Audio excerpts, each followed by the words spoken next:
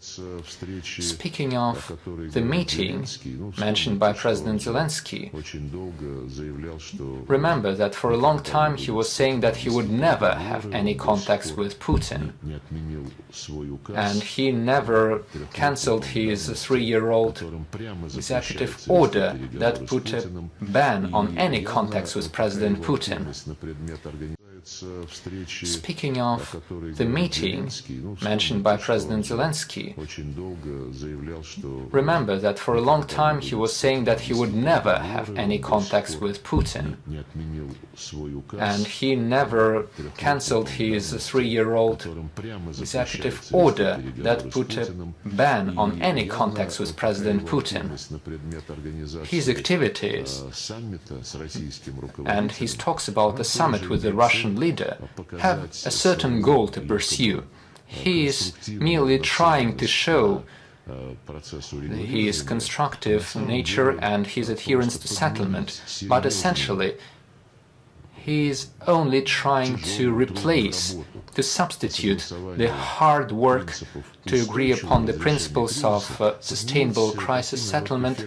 He is trying to substitute that with such comedy-style statements and populist statements and other tricks that the Ukrainian leader, the current so-called Ukrainian leader, is quite actively using such tricks.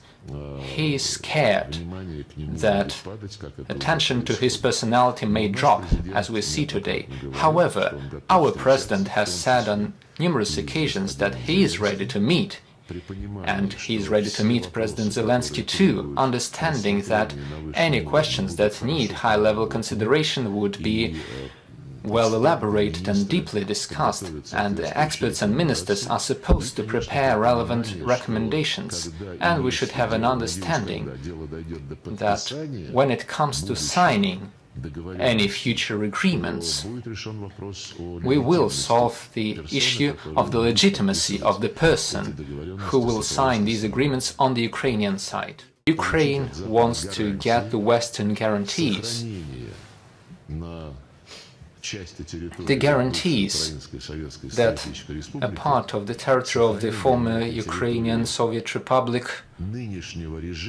would retain the current Ukrainian regime, which has an openly anti-Russian neo-Nazi aggressive nature, which blatantly violates the principles of human rights, which are stipulated in the UN Charter.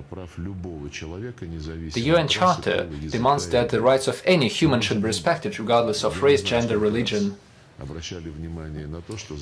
Many times we have taken note that the West, which is trying to teach everyone how to ensure human rights in accordance with the neoliberal doctrines, but when they're talking about Ukraine, they never mention the phrase human rights.